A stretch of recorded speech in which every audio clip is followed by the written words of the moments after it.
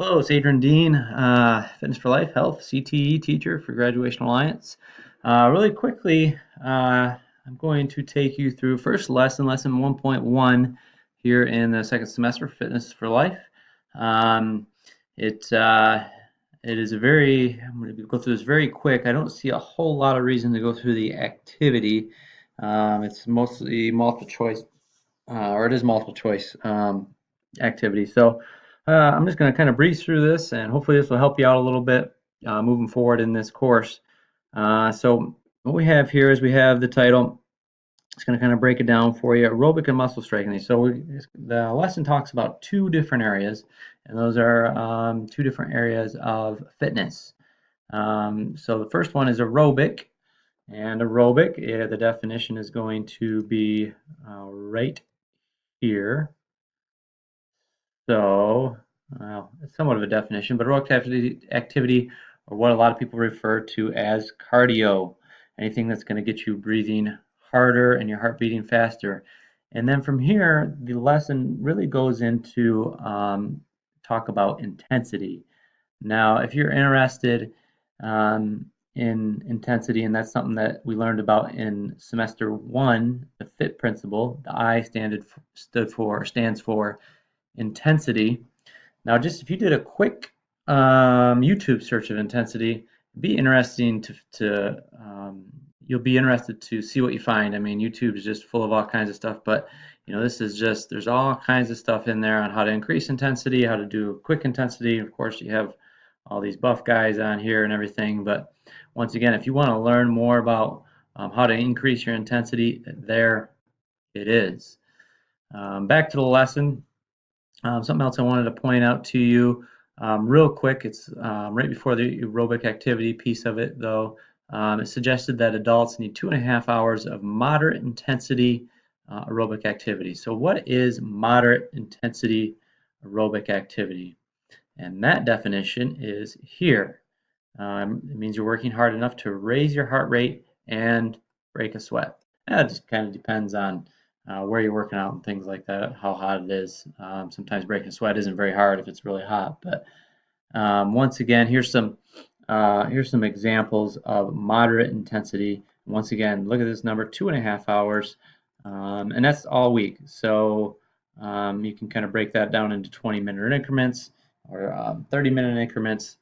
That would be 5 30-minute increments. So, walking fast, doing water aerobics, riding a bike, these are all moderate intensity aerobic activity. Now, the vigorous intensity, more vigorous intensity aerobic activities are here. And that's going to be your jogging and running. And there's something out there that if you did that YouTube search, you'll come across HIIT, high intensity training or high intensity workouts, HIIT. And so you could do like sprints and take a little rest and do another sprint and take another rest. You could do circuit training on weights where you're lifting weights without hardly any rest. But these are all some good examples of vigorous intensity. And you have this chart here that if you did a Google search of physical activity levels, you'd come up with this chart. You may come up with some other charts that are really similar. Some of them are broken down with numbers and that kind of thing, where you kind of rate on a scale of 1 to 10 how hard you're feeling and working out. So you have on this side it's light, uh, on this side it's light, and this side it's vigorous. And here's your kind of your measure. Well, I feel like that's somewhat hard. All right, that's moderate. My breath is breathing is deep and rapid. Well, now you're getting more into the vigorous. Yeah, you're not sweating much. Well, maybe that's light.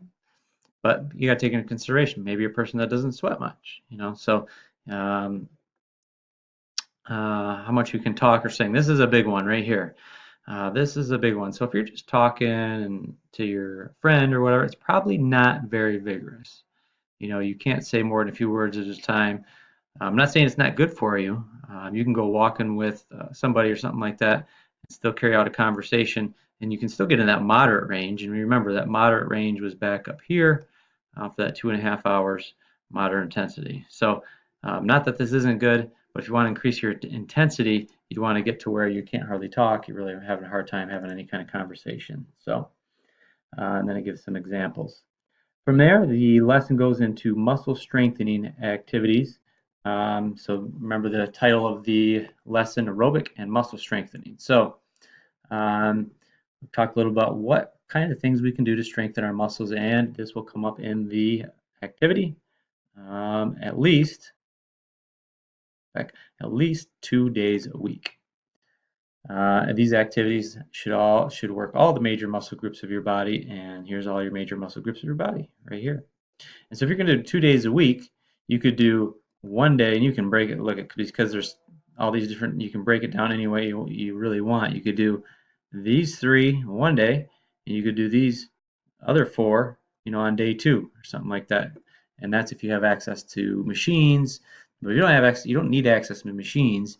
You could once again go back on YouTube, and you could search for body weight exercises, and you can work out all these areas of your body using no weights and just using your body weight. And you can do modifications and things like that. So you don't need fancy equipment.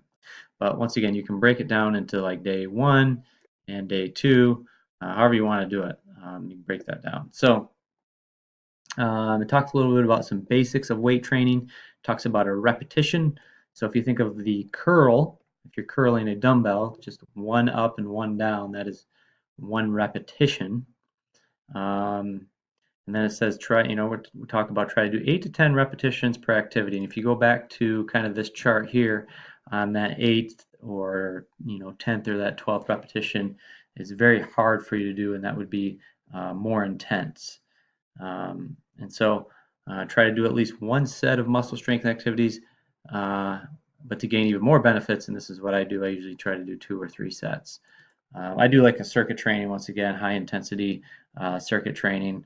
The old kind of fashioned way is you would do a set and you'd rest for a certain amount of time and then you do another set. My attention is just not there anymore. I like to keep moving. I like to get a little bit more beneficial time in my workouts. So I don't really like to rest too much, but I do like to still work out with weights, but it's kind of a combination.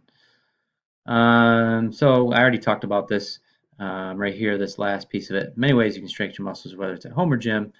You may want to try the following: lifting weights, working resistance bands, doing exercises with your body weight for resistance. And then there's a lot of other things, manual labor. Sometimes I chop wood and move wood around and things like that. So yoga is another one that often goes overlooked. And there's yoga apps, there's yoga on YouTube, there's all kinds of that. So I think if you listen to this, you shouldn't have any problem with the activity. And you can refer back to this. All the answers you're gonna find right here within the lesson.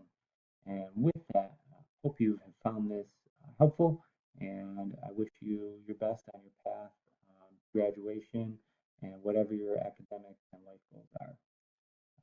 Signing off, Adrian Dean, for life and health teacher for Graduate Alliance. I'll see you next time.